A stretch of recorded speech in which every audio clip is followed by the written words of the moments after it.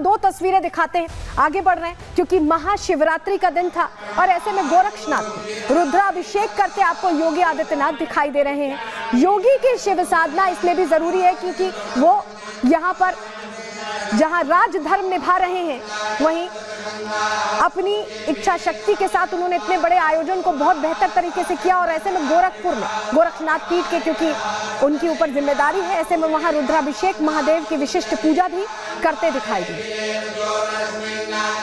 तो आप देखिए कर्म के साथ जो धर्म है उसमें कितने लीन है उत्तर प्रदेश के मुख्यमंत्री, वो तस्वीर भी हम आपके सामने रख रहे हैं। और ये बड़ी तस्वीर है, ये बड़ी तस्वीर है क्योंकि अपने आप में ये बताती है कि धर्म और कर्म साथ साथ चलते हैं। और ये जो महाकुंभ है, इसमें टेक्नोलॉजी का भी हमने, जो एक तरह से हम कहते हैं कि हम एआई टेक्नोलॉजी के ज़माने में आ गए, तो महाकुंभ परंपरा और टेक्नोलॉजी का मिलान कैसे हुआ, ज़रा ये भी समझ लीजिए। इस बार क्राउड कंट्रोल से लेकर सुरक्षा तक पर हर चीज़ में एआई का इस्तेमाल हुआ है। एआई की मदद ली गई, आर्टिफिशियल इंटेलिजेंस की मदद ली गई है। एआई की मदद से अलग अलग विभागों का तालमेल बैठाया गया। एआई चैटबॉट से यात्रियों की मदद की गई। चैटबॉट क्या, जैसे कि आप मैसेज करते हैं चैट जीपीटी जैसा, वैसे ही चैटबॉट था, उसमें आप मैसेज करते, वो आपको पूरा गाइड करता कि आपको महाकुंभ में कैसे कैसे क्या करना है। ये बाकायदा डेवलप किया गया था कुंभ के लिए ही। पार्किंग, फूड कोर्ट, अस्पताल खोजने में इससे आसानी हुई। 11 भाषाओं में अनुवाद भी मिला। भाषणी जो भारतीय ट्रांसलेशन टूल है, उसके जरिए, एआई के जरिए आप उसमें अलग अलग भाषाओं में जो विदेशी भी आ रहे थे उनके लिए भी व्यवस्था थी। 500 एआई एनेबल्ड कैमरे भी लगाए गए थे। ये जो क्राउड हम आपको बता रहे हैं, अंदाजा जब हम आपको बताते हैं कि 66 करोड़ हो गया आंकड़ा, 70 करोड़ होने वाला है, तो ये एआई से मेजर हो रहा है, उससे नापा जा रहा है। कुंभ में खोए श्रद्धालुओं को खोजने में भी मदद मिली। पहले ज़माने में होता था, लोग कुंभ में बताते थे कि कुंभ के मेले में खो गए थे, लेकिन अब वो दौर बदल गया है। अब एआई के जरिए कैसे महाकुंभ में लोगों को खोजा गया, ये भी हमने आपको बताया। और डीजीपी इसको लेकर पहले ही जब रिपब्लिक भारत के समिट में पहुंचे थे, महाकुंभ महासम्मेलन में, तो उन्होंने कहा था कि इस बार एआई का इस्तेमाल करके हम बेहतर रणनीति के साथ सारी व्यवस्थाएं कर रहे हैं, और उस पर मोहर भी लगती दिखाई दी। हमने फिर से डीजीपी साहब से बात की, उन्होंने क्या कहा, सुनिए। इस पूरे 45 दिन में 65 करोड़ से भी अधिक श्रद्धालुओं ने यहाँ श्रद्धा की डुबकी लगाई। उत्तर प्रदेश पुलिस ने माननीय मुख्यमंत्री जी के नेतृत्व में और उनके दिशा निर्देशन में भीड़ प्रबंधन, पुलिसिंग में तकनीक के इस्तेमाल का एक ऐसा अद्वितीय अनुकरणीय मॉडल पेश किया है जो विश्व में कहीं भी देखा नहीं गया, और इसकी प्रशंसा सभी स्तरों पर लगातार की जा रही है। हमारे साथियों ने पिछले 45 दिन में बिना शस्त्र के अपने व्यवहार से सबका मन जीता है। हम लोगों ने जो विश्व स्तरीय तकनीक थे उसका इस्तेमाल किया, एआई का भी भरपूर इस्तेमाल किया। तो डीजीपी को आपने सुना, उन्होंने कहा कि इतनी बड़ी संख्या में लोग पहुंच रहे थे, लेकिन बिना हथियारों के, बिना शस्त्रों के उनके लिए प्रॉपर व्यवस्था करना, उन्हें सही तरीके से मार्गदर्शन देना और वो अपने जगह पर पहुंचकर स्नान कर पाएं, ये इतने बड़े क्राउड को मैनेज करना इतना आसान नहीं होता। जरा से शादी समारोह में ऐसी भगदड़ मच जाती है, कोई चीज़ मैनेज नहीं हो पाती। यहाँ इतना बड़ा आयोजन था जहाँ 66 करोड़ लोग पहुंचे थे। श्रद्धालु इसको लेकर क्या कह रहे हैं, सुनवा रहे हैं। स्नान हो गया, योगी जी की बहुत ही व्यवस्था फुल्ली। बहुत अच्छा लगा हमें, सुबह सुबह स्नान करके। हमारा घर यही प्रयागराज से, बहुत भीड़ है। आज कम से कम 2 करोड़ से ज्यादा लोग यहाँ उपस्थित हैं। मैं 45 दिन कंटिन्यू स्नान किया, बहुत अच्छा लगा, बहुत बढ़िया लगा, बहुत बढ़िया, अच्छा लगा प्रयागराज मेला। यहाँ की व्यवस्था के देखते हुए हमें बहुत हर्ष हो रहा है और हम उत्तर प्रदेश सरकार का बहुत बहुत धन्यवाद चाहते हैं। बहुत अच्छी व्यवस्था है और मैं योगी आदित्यनाथ जी को धन्यवाद देना चाहता हूँ। बहुत अच्छी व्यवस्था है, हम लोग अच्छे से नहाए। दूसरी बार आए तो अभी अच्छा स्नान हुआ और योगी जी का बहुत शुक्रिया अदा है। तो योगी जी का शुक्रिया तो लोग कर रहे हैं, लेकिन अनामिका और राघवेंद्र हमारे साथ दोबारा जुड़ गए। जरा अनामिका बताइए, योगी जी का ये जो शुक्रिया हो रहा है, ये जो आयोजन हो रहा है, जब जब बात होगी योगी सरकार के कार्यकाल की, महाकुंभ की बात जरूर होगी, क्योंकि ये जो 66 करोड़ लोग पहुंचे, ये योगी जी के कार्यकाल में हुआ है। ये याद रहने वाला है जनता को। अनामिका, देखिए, मुख्यमंत्री योगी आदित्यनाथ उन खुशनसीब लोगों में से एक है, सौभाग्यशाली लोगों में से एक है जिन्होंने उत्तर प्रदेश में जितने भी इतिहास गढ़ते हुए, बनते हुए देखा है, वो कार्यकाल मुख्यमंत्री योगी का ही रहा है। चाहे राम मंदिर का निर्माण हो, उसका उद्घाटन हो, शिलान्यास हो, या फिर बाकी अन्य कार्यक्रम हो, या फिर महाकुंभ का आयोजन हो। कुछ लोग यहाँ पे जुड़ने से बात करने की कोशिश करते हैं कि वो कैसे देखते हैं इस आयोजन को लेकर। स्नान हो गया आप लोगों का? हाँ हो गया। कैसी रही व्यवस्था? खूब बहुत अच्छा। बहुत अच्छी व्यवस्था। कोई दिक्कत परेशानी हुई? कोई दिक्कत नहीं है। अच्छा, आज तो आखिरी दिन है, आज तो आप लोग को बहुत सौभाग्यशाली मान रहे होंगे आप लोग। शिवरात्रि के मौके पे स्नान नहीं, अच्छा लगा, बहुत अच्छा, व्यवस्था भी अच्छा है, ठीक है, अच्छा लगा। पे कैसी व्यवस्था? बहुत अच्छी व्यवस्था है। आपके साथ तो महिलाएं भी स्नान कर रही हैं? हाँ, खूब सुंदर। दिक्कत हुई महिला? नहीं, कुछ नहीं।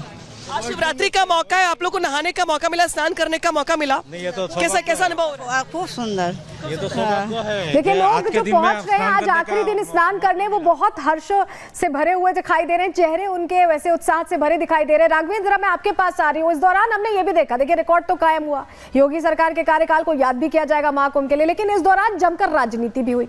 अखिलेश यादव ने शुरुआत जब हुई थी, जब खंबे लग रहे थे, बिजली के तार नहीं लगे थे, तब से शुरू किया और अभी तक उन्होंने राजनीति की है। तो उनको ये तस्वीर जरूर देखनी चाहिए, क्योंकि यहाँ जाति पंथ में लोग नहीं पहुंचे, हिंदू पहुंचे हैं, और ये हिंदू एकता है जो आगे वोटों में तब्दील हो सकती है।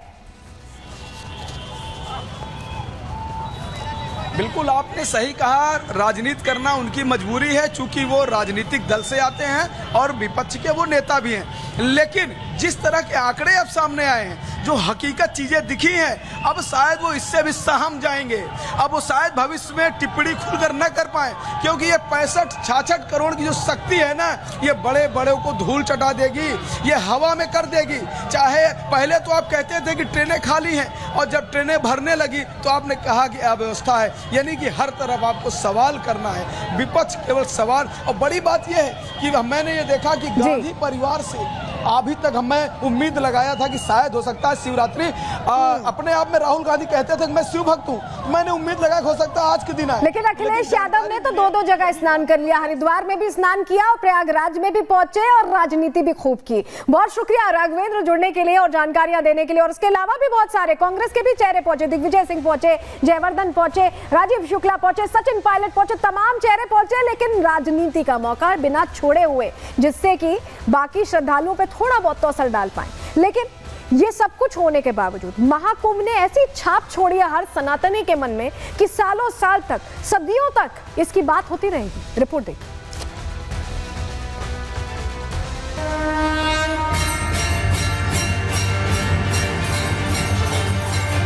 शिव के दर्शन में ही ब्रह्मांड का सर्वोच्च दर्शन है, और दर्शन ही शिव का दर्शन है।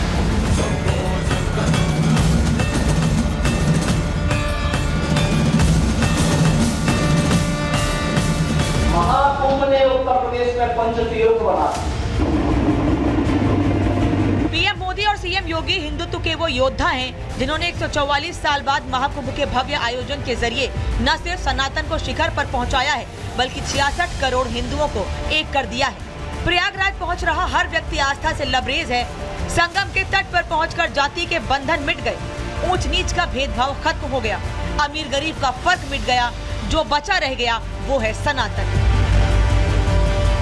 महाकुंभ के आयोजन से पहले कहा जा रहा था कि ये महाकुंभ 144 साल बाद आया है, जिन पर सनातन विरोधियों ने सवाल खड़े किए, बार बार पूछते रहे कि इस महाकुंभ में क्या खास है। तो 45 दिन के इस महाआयोजन के बाद महाकुंभ ने दुनिया को बता दिया है कि ये महाकुंभ क्यों विशेष है।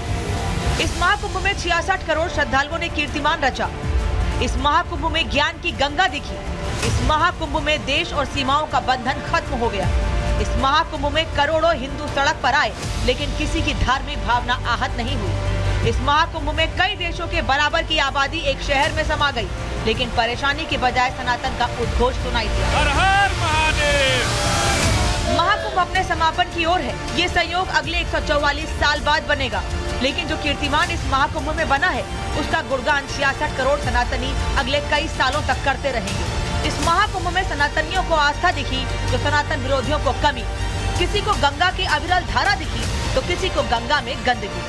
यही वजह है कि इन सनातन विरोधियों को सीएम योगी खरी खरी सुना रहे हैं। किसी ने सच कहा कि महाकुंभ में जिसने जो तलाशा उसको वह मिला है।